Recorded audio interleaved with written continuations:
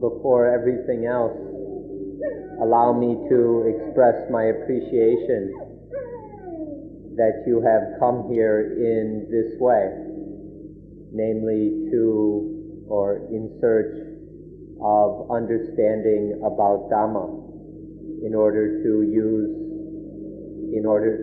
live your life.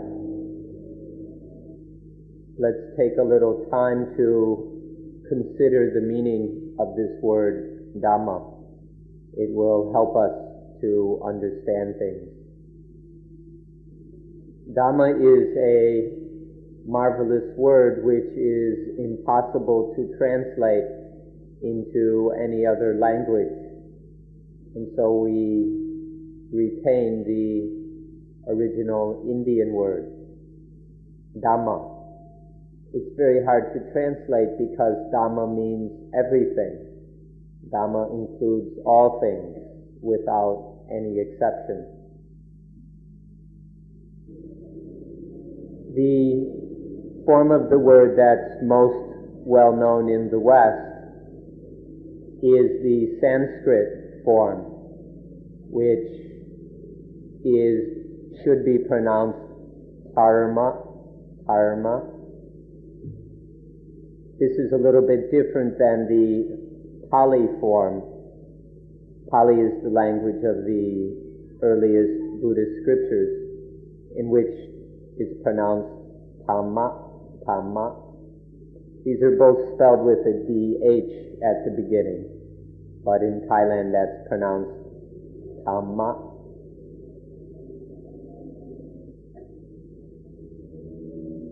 Now both Sanskrit and Pali are languages with an extensive grammar, and so the form of words varies according to the use, person, gender, and so on.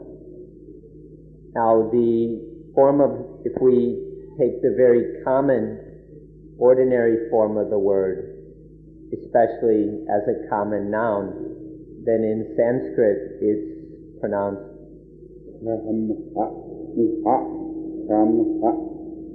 that's the common noun singular form. In Pali it's simply Thammo.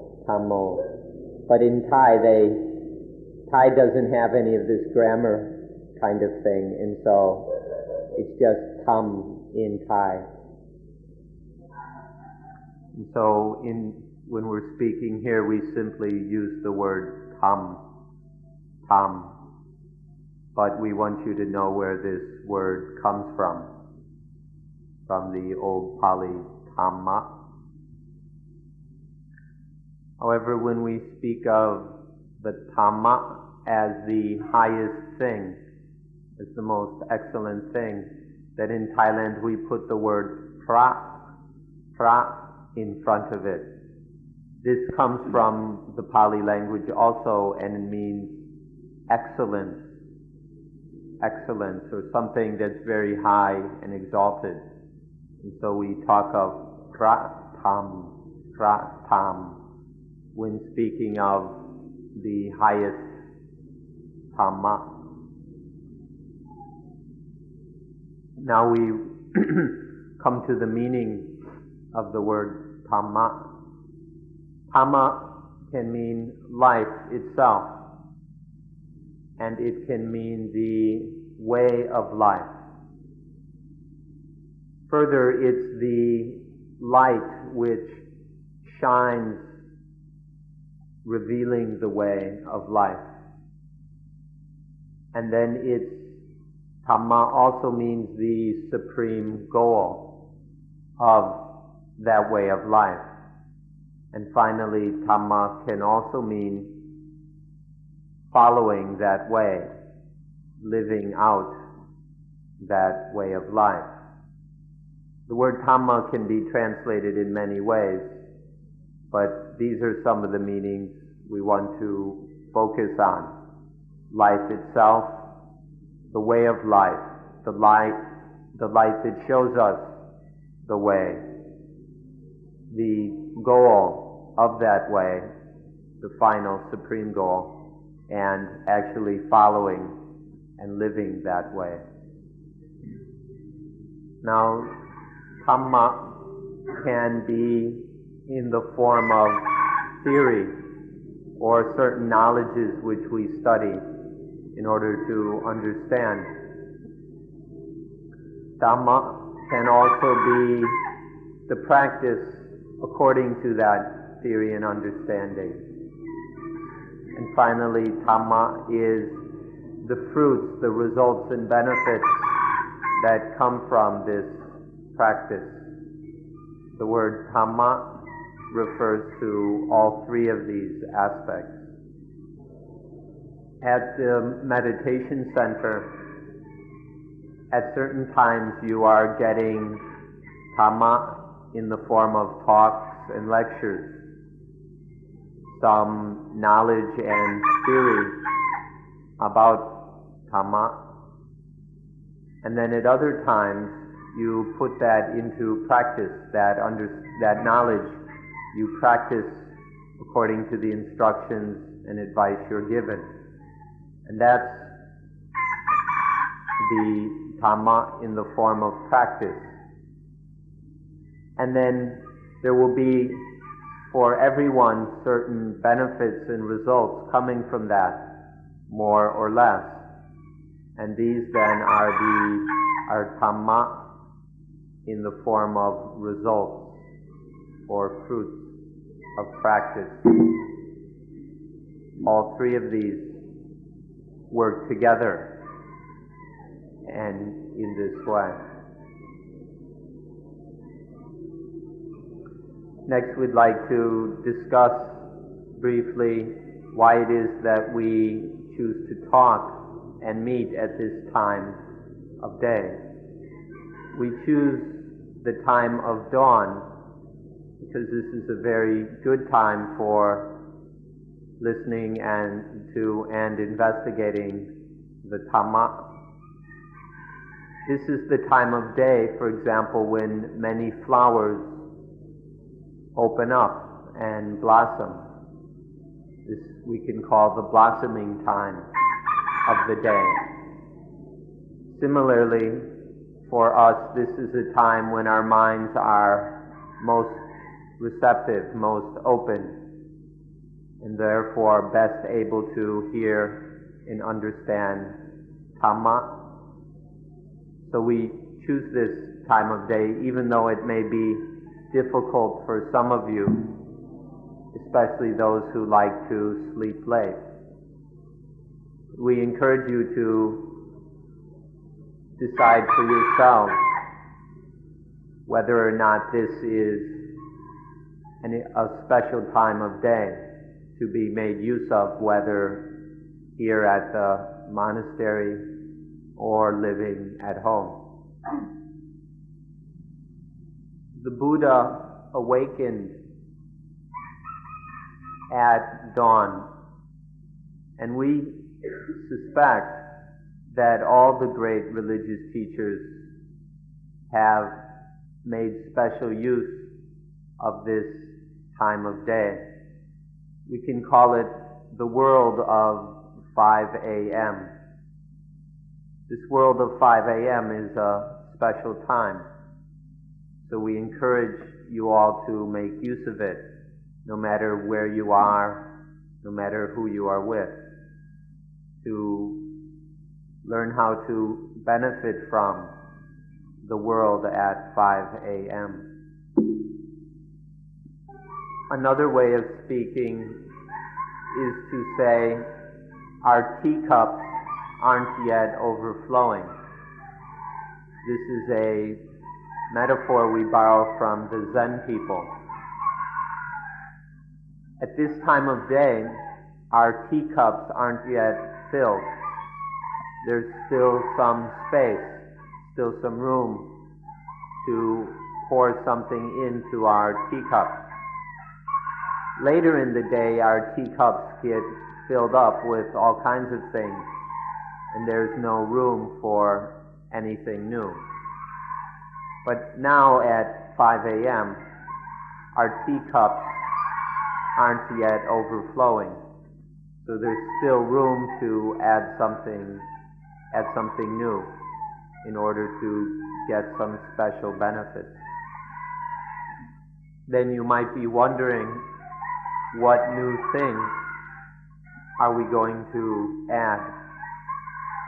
We can say that here at 5 a.m. we add the light of Dhamma, or we can say the light of life, the light of and for our lives. Or to speak in a slightly more monastic way, we can say this is a time to add the light of Vipasana, the light of insight and clear seeing. When we do Vipasana, then there are the proper results of Vipasana, which is a light. The more there is this Vipasana or insight, the more we understand Dhamma. And if we continue in this way, eventually we understand Dhamma completely. And when you understand Dhamma completely, perfectly, then there are no more problems in your life. The next thing to consider is your morning walk. Walking over here at 4:30, and then your walk back about 7:30. This morning walk is a special opportunity to practice Dhamma.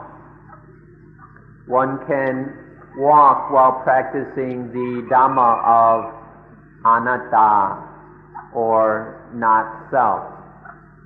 In this way, we walk without a walker. Learn to use this morning walk as a time to practice walking without a walker. This is to walk in voidness, in sunyata, where there's just the walking, to be only aware of the movements of the legs and the body. There's just the movement of walking, but there's no walker, there's no self or ego that is walking. Please use your morning walk in this way.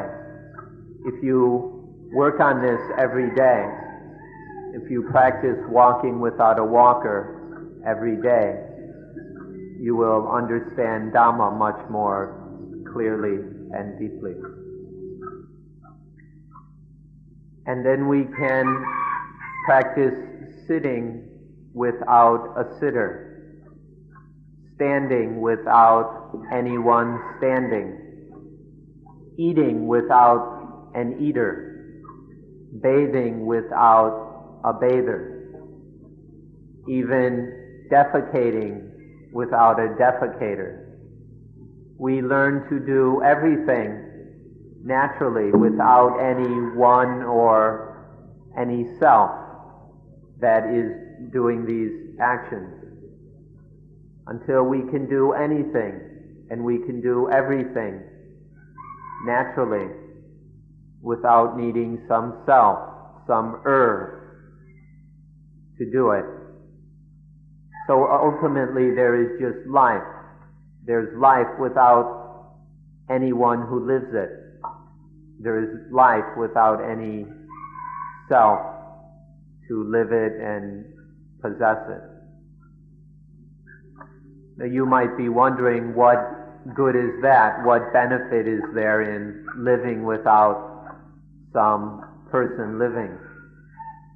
We can answer briefly that it has the highest benefit of living a life that is totally free of dukkha, of any kind of painfulness or dissatisfaction or disease, dis-ease. When there's life lived in anatta, not self, or sunyata, voidness, then one really realizes the highest possible benefit in life, a life that is totally beyond all dukkha. Then the question arises, how can we live life in such a way if we don't have any understanding of it? Obviously, if we've never heard about such a life and have no understanding of it, then it will be impossible to live life in such a way. And this is why we search for the Dhamma. This is why we have activities such as this, in order that there will be some understanding of Dhamma so that we can see how to live our lives in the way that we're explaining. And so now we'll take some time to consider the Dhamma, which will show us how to live that way. When we speak of a light in our lives, we can speak in two ways. Light, a physical light, and then a spiritual light. We need to understand both kinds of light thoroughly in order to get the most benefits from it. So we'll look at light in both a physical sense and in a spiritual sense. Life requires both kinds of light. The physical light is the light of the sun that we all know so well. Without this light, there could be no life. Without this light, the plants would all shrivel up and die. Our cells would not be able to grow without the physical light of the sun. But all living things, including plants, also require a spiritual light, or the light of Dhamma. This is the light of life itself. To be alive, there is another kind of light, the light of life, the light of consciousness in plants and animals, in everything else. All the things that are alive have this kind of spiritual light or mental light. Without it, nothing would be alive. And so both kinds of light are necessary for life. The physical light and then the light of Dhamma, which is a kind of mental light or a spiritual light for our minds, for our hearts. If the body lacks physical light, it will die. If the mind lacks spiritual light, it will die. The body dies in its way, and the mind dies in its particular way, because there is no light. So we need to be quite interested in having this spiritual light so that our minds will not die. If life lacks these two kinds of light, physical and spiritual, it'll be worse than simply dying. It's not just that life will die, it's that life will be totally wasted without both kinds of light. So we should pay special attention to this matter in order to search for the spiritual light so that we are truly alive and can receive the highest benefit from life. Regarding the physical light, This is something that all of you have probably studied in books, in science classes, and so on. In fact, you probably know more about it than I do, so we needn't speak about it any further. Instead, let's talk about the spiritual light, the light of Dhamma. This light of Dhamma shines in the very same world as the physical light. There are two kinds of light, but they shine in the same world. It's just that one shines physically and the other shines spiritually. When speaking in the Dhamma language of Buddhism, we say that the spiritual light is wisdom. The Buddha put it that wisdom is the light of this world. Now, the light he's talking about isn't the sun, but he's speaking about wisdom. Wisdom means correct understanding of the things we need to know. When we know the essentials of life correctly, that is called wisdom or panya. This is the light of this world. This is the kind of light that we can't do without. It's necessary for us to discover this light of wisdom. Now, when we speak of this kind of mental light, we mean a light that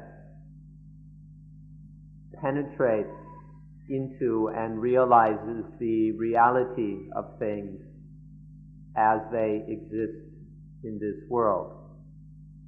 This penetration to or insight into the clear seeing of things as they truly are is called Vipasana.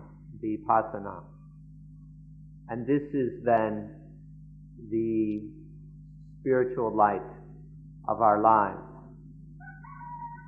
Beginning with starting to pay attention to things and then observing them more and more carefully, more deeply, until we penetrate to the essence, the heart of these things, until we know them as they truly are. This is what Vipasana or insight is about. Now, insight needs to be insight into all the things that are directly relevant to our lives.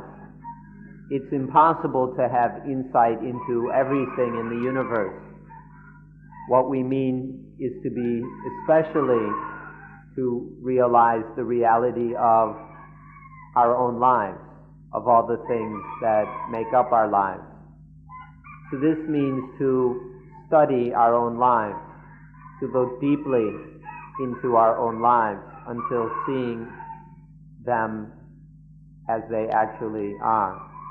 This means to know all the aspects of our lives and to be able to control our lives and then to live our lives for the highest benefit. In Buddhism, we have a kind of fourfold approach to studying and investigating life. The first is to know the natures of these things, to know the nature of our lives and the things in our lives. Second is to know the law that governs all those natures. Third is to know our duties regarding these natures. or things. And fourth is to know the results, the benefits that come from carrying out our duties correctly. So to thoroughly investigate life in order to understand it in all its essential aspects, we study the nature of things, the law that governs that nature, the duty that is our proper response to that law, and then to know the results that come from doing that duty. If we follow this fourfold approach, it will lead our lives further and further. It will increase the light of Dhamma until we reach the highest thing, the most important thing that life ought to attain.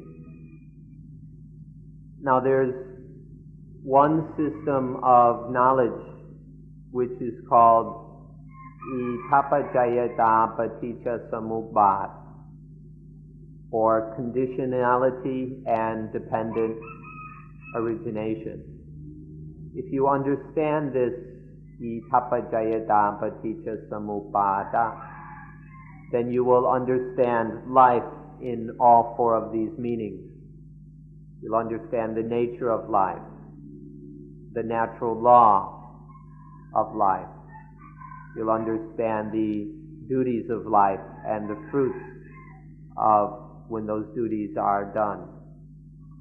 We'll understand life thoroughly in such a way that we live without any problems. We live life on the highest level. Therefore, please listen very carefully when your instructors at the meditation center explain to you the facts about the Vipasana paticca samuppada, or conditionality and dependent origination. If you understand this completely, thoroughly, then you will cease to have any problems in life. When you study this, when you study this conditionality and dependent origination, you'll see that life has causes and conditions. It's not that life is just blind faith or something like that, but life in fact has a cause, and life depends on conditions. Further, you'll see that life must continue and develop according to the causes and conditions. This is the only way it can be. Life depends on causes and conditions, and life happens according to causes and conditions. We will realize this more and more thoroughly and profoundly as we study conditionality and dependent origination.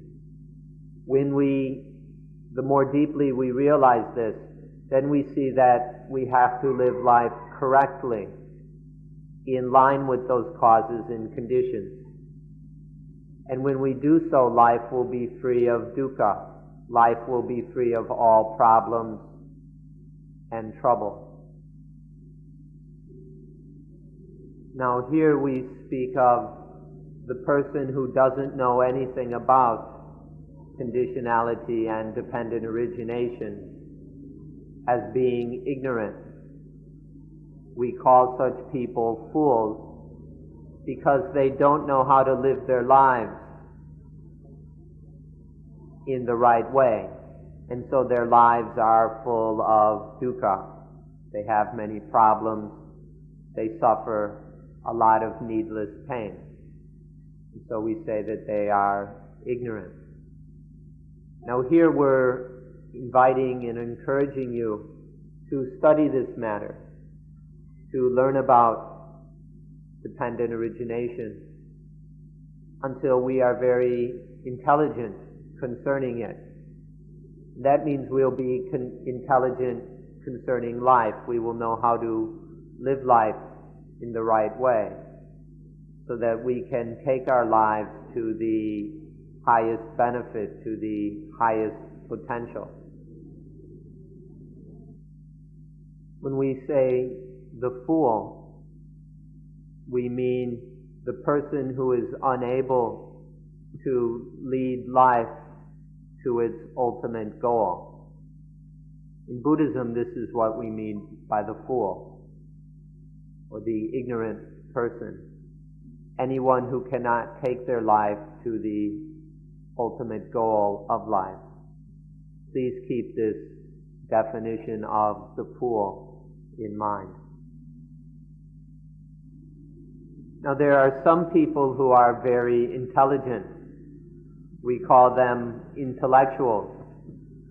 They might have a lot of knowledge and facts, but often they're not the right knowledge. They're the kind of ideas and opinions which derail one from the path of life. They have desires for this and desires for that. They're carrying on these activities and those activities, which just which prevent them from actually realizing the purpose or goal of life. To have lots of knowledge isn't just the answer. We have to have the kind of understanding and intelligence which actually leads us to our goal. Some of these people have a lot of knowledge, but this knowledge often turns out to be a kind of darkness. We call it a white darkness. If you look into the sun, it creates a kind of blindness or darkness, but it's a white darkness.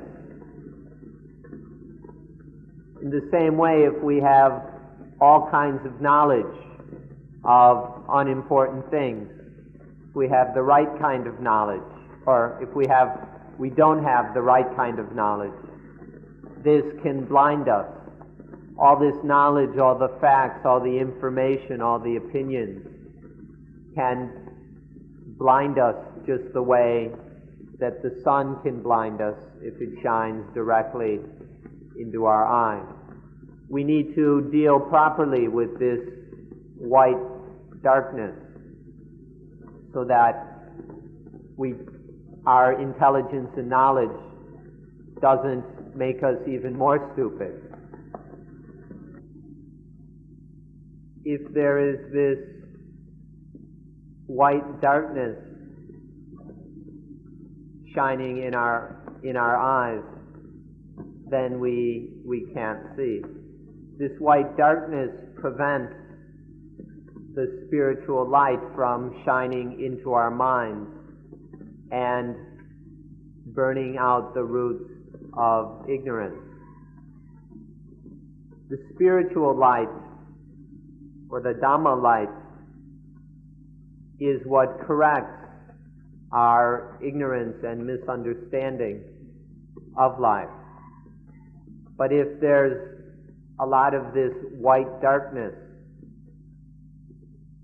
it dazzles our eyes, and we can't see. There's no way for the spiritual light to shine into our minds. So we need to be very careful of this white darkness that is so predominant in the world these days. We need to prevent it from blinding us so that we are able to see the spiritual light, which will then free us from our ignorance.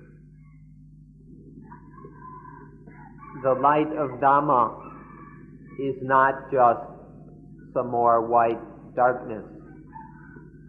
Genuine Dhamma light is able to shine down into the depths of the mind, into what we can call the den or the cave of ignorance and remove that ignorance from the mind. Dhamma light is not more white darkness. Dhamma light is true, incorrect.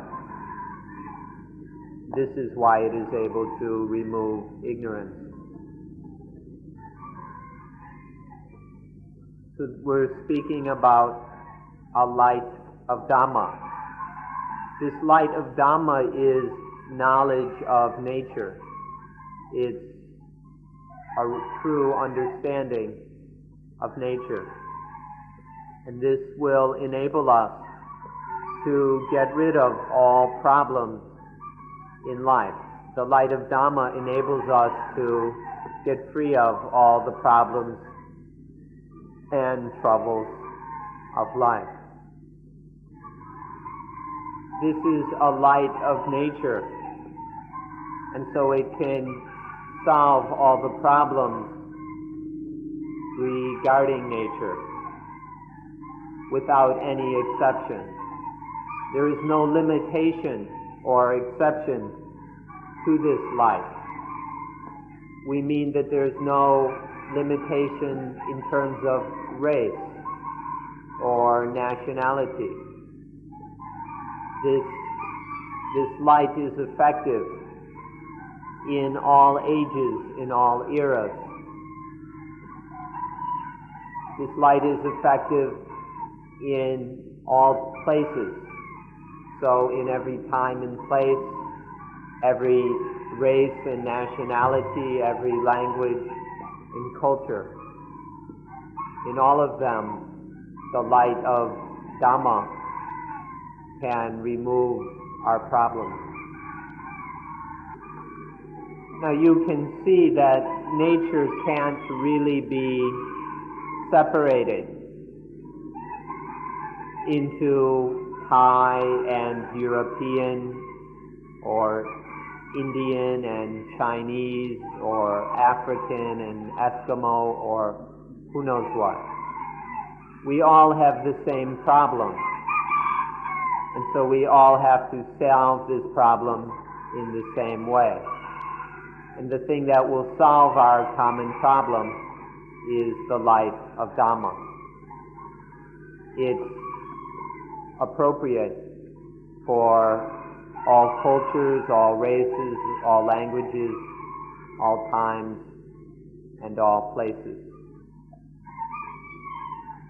This light isn't limited by time, by era. Human beings 100,000 years ago are very, very primitive ancestors. They had to solve their problems using this same principle of conditionality and dependent origination. That dukkha arises like this, and so dukkha must be solved like this. And then nowadays, with modern humanity, who has the ability to go to the moon and all kinds of other technical trickery, we still have to solve the problem in the same way, using the principle of conditionality and dependent origination. Whatever the time, dukkha arises in the same way and must be solved in the same way. This light isn't limited by place.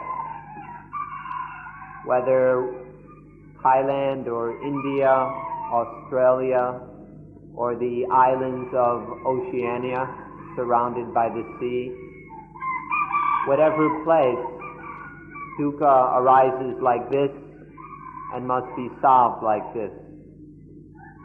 Even in the heavens of the angels or devas, if there is in fact such a place, dukkha must be solved in the same single way. So this light isn't limited by time or place, by race, by culture, or by anything else. This principle is universal for all humanity. So, our situation is that we don't yet understand the things we need to know, and at the same time, we know about all kinds of things that we don't really need to know. Our knowledge and understanding is excessive instead of being appropriate and sufficient. And since we have so much excessive knowledge, we now live in a world where we're producing all kinds of excessive, unnecessary things. And therefore, peace is very hard to find. Because we don't understand dukkha and how it happens. And because we don't know how life should be lived. We don't know how to deal with life properly. Because of this basic ignorance, we don't have much peace in this world. Therefore, it's necessary to understand this principle of conditionality, of dependent origination. Now, to go into the details of this will take some time, so we'll save it for a later day. But we want you to understand, for a start, that this principle is the kind of understanding that will clear up our misunderstandings and free us from our excessive knowledge and trivia. So please give adequate attention to these facts, or to the law of conditionality and dependent origination. Nowadays we have the knowledge and ability to go to the moon just as if it were a stroll in the park. We have a world full of all kinds of high technology. We've got fancy automobiles. There are computers everywhere, airplanes flying through the sky, all kinds of nifty little toys and tricks that we can carry with us. But in spite of all this knowledge and ability we have, there's no more peace in this world. This technology, this cleverness isn't bringing us any peace, because it isn't aiming for peace. The purpose of this knowledge, all of our knowledge and technology, has nothing to do with peace. It's not concerned with peace. And so the end result is that we have more crises, more war, and more conflict in our world. What we need is a kind of knowledge and ability that is in line with peace, the kind of knowledge and skill, the kind of technology or whatever, which is for peace. But what we've got now ignores peace. It's got a totally different objective and rationale. We need the understanding of conditionality so that we understand how dukkha arises, how dukkha destroys peace, and we need to understand how dukkha can be removed. This is the kind of understanding that will bring us peace. So nowadays our knowledge is excessive, our tools and toys are excessive. So instead of solving our problems, this increases our problems. We have more trouble and conflict, than ever before. We need to correct our knowledge.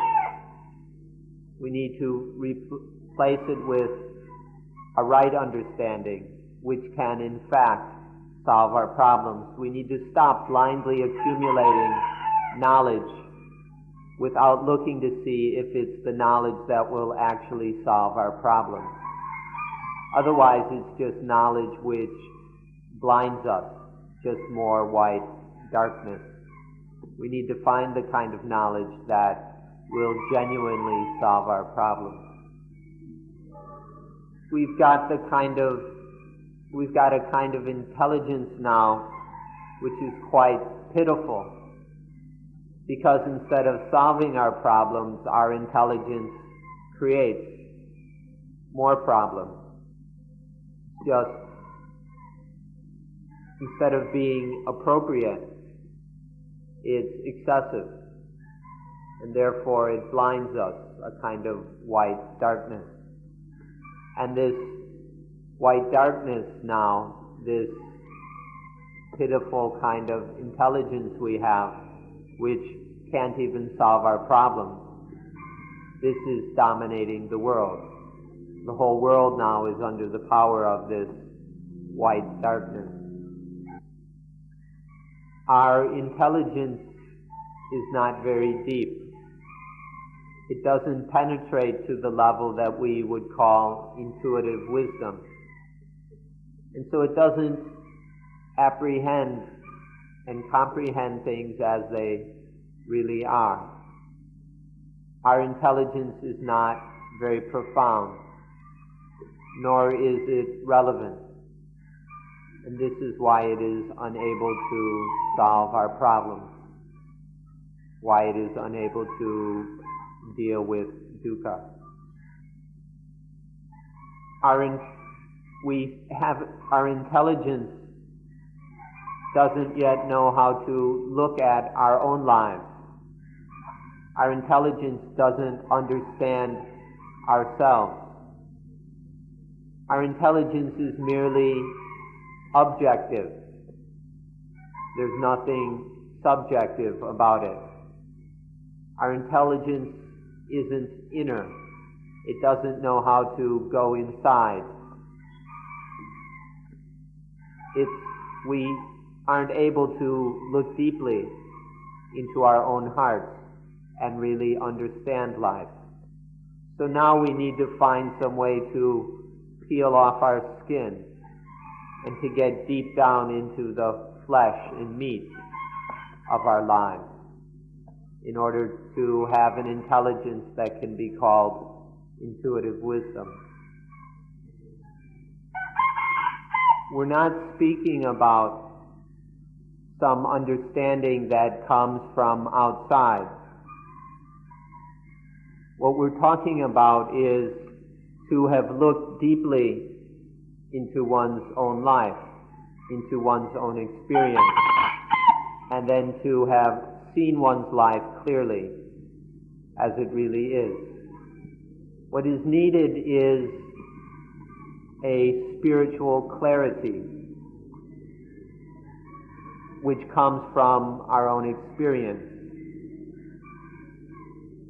Based on our own experience of life, we have the potential to see everything clearly if we are able to really dig deep into that experience as we live it. So here we hope that you're not expecting to get some knowledge from us, that you're coming here to memorize things, to store up facts, and so on. That's not the kind of spiritual clarity that's needed. What is needed is to see your own experience as it is, to experience your own life in terms of its own reality. And on the basis of this spiritual clarity, we will know what life is, we will know how to live it, and we will know what the purpose of life is. So please don't depend on us or any books or other external sources. Depend only on your own spiritual clarity. Allow us to speak directly. The kind of intelligence we have is merely memorized. It's the intelligence of rote learning. We've got a kind of intelligence which has been passed down from previous generations, traditionally and even superstitiously. So we don't have a kind of light of Dhamma, but we have this traditional memorized sort of intelligence which is unable to solve our problems because it's not direct enough, it's not clear, it's not true. Now we've got an intelligence which is the slave of desire, especially the foolish, blind desires that have no interest in peace and solely seek fun and games, especially sensual games and sexual pleasures. Our intelligence is merely the slave of this kind of ignorant desire. And so there's no chance that it will bring us to peace. So we need to find a kind of intelligence which is no longer the slave of this desire. We need an intelligence that is seeking peace genuinely. Nowadays, the only kind of peace we want is the peace to indulge our desires. And so we don't have any real peace. We need a true desire for peace rather than the kind of desires we've got. This is the kind of intelligence that can help us. Our intelligence now is not free. It's because of it's enslaved to desire. There's no real freedom in our thinking, in our understanding. It's all trapped by our desires. We need to free intelligence so that it can serve life truly. Our intelligence is enslaved to selfishness. Our knowledge and intelligence serves selfishness rather than peace. And so this is the kind of world we end up with. One in which selfishness is dominant and where peace is hard to find. So we need to find an intelligence which is free, which no longer serves egoism and self-centeredness, an intelligence that is free of that. If we do, this is the way for peace to manifest in our world. Our understanding is dominated by selfishness. Our understanding isn't correct. It's a rather foolish and stupid kind of understanding because it's focused primarily on ego, on me. We're full up with kinds of understanding of what I want and how I'm going to get it. But so we don't have any understanding of peace. Because we've got so much stupid understanding, so much selfish understanding, the genuine understanding that allows us to live in peace and true happiness doesn't have a chance to fill our minds. Our selfish ignorance prevents this from happening. So somehow we need to create a little space for the unselfish understanding, for peaceful intelligence to enter our minds, and then to start living according to that intelligence. Our intelligence aims only for progress and development. It doesn't aim for peace. And a kind of intelligence which solely seeks to create new things, to produce new things, becomes dominated by selfishness because it has no interest in peace. And so as long as our intelligence is dominated by selfishness, we'll have to live in a world that lacks peace. Because selfish intelligence, selfish thinking, selfish understanding won't even bring peace to one person, let alone the world. So we're looking for the kind of understanding that leads to peace. This must be the understanding, the intelligence that is free of ego, is free of selfishness. Our education, the educations we have in the schools, don't serve God, and they don't serve the Dhamma. They don't serve correctness or truth. And so these educations just develop more self-centeredness, more selfish cleverness, which brings on more and more troubles, problems, and conflicts. It's time to educate and train ourselves in a different way, in a way that is aiming for real peace. And education in unselfishness, training in unselfishness, is the only way that will bring us peace. This is the kind of light we need to shine into our lives. Please don't think that this is impossible. Because if you think it's impossible, then it's to just give up and turn the whole world over to ignorance and selfishness. And it's not true that it is impossible. In fact, it's very possible that we can turn our lives around, and instead of living according to selfish intelligence, live our lives according to unselfish understanding in wisdom.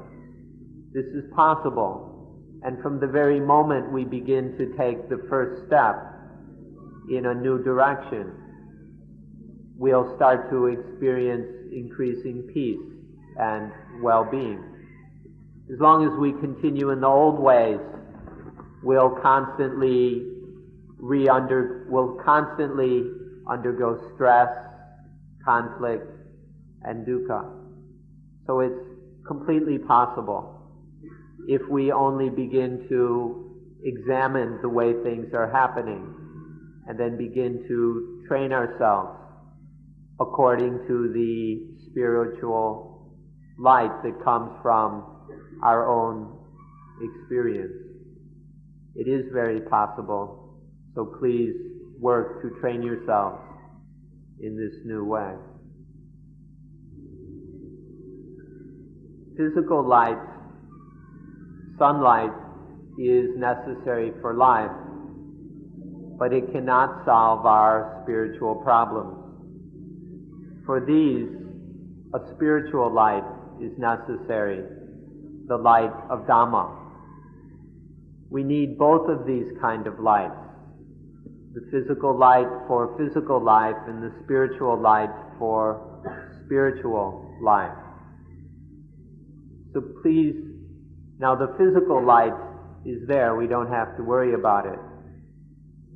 But we need to give special attention to this second kind of light, the light of Dhamma, the light of nature and the law of nature. We need to shine this light into our hearts and so it changes the way we see and understand the world, and then to live according to that light. So please don't forget that both kinds of light are necessary. and find this second kind of light. You have to find it for yourself. Nobody can give it to you. But find this spiritual light and let it enlighten your heart. The light that sees the law of conditionality and dependent origination is the light of Dhamma. Once the Buddha said, whoever sees dependent origination sees the Dhamma. This is the same kind of light. The spiritual light that is needed is the light that sees the fundamental law of nature, the law of conditionality, the law of dependent origination.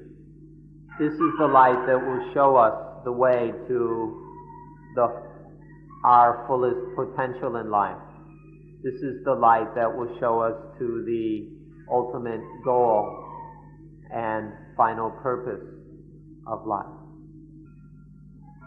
So our study has two stages, two aspects. First, we study the truth of things. We study the truth of Dhamma to know all things as they genuinely are. And then we train to make the mind act in according with that truth. We train the mind so that it is in line with the way things are, with Dhamma, with natural truth. So there are two aspects to what we're doing here at the meditation center. First, we're trying to understand the way things are. And then we're training the mind to be in harmony with, to be in accordance with the way things are, with truth. This is what we hope you are working on, this twofold training. Our time is up, so we'd like to thank you for coming and listening attentively. We should also thank the world of 5 a.m. If it wasn't for this special world of 5 a.m., we probably wouldn't be able to sit here and listen for 2 hours. We hope that you'll be able to make increasing and better use of the world of 5 a.m. so you can make the most of it. We hope that your time here is well spent, that you will find things that will enable you to realize the highest purpose of life. Thank you for listening. We close today's meeting now.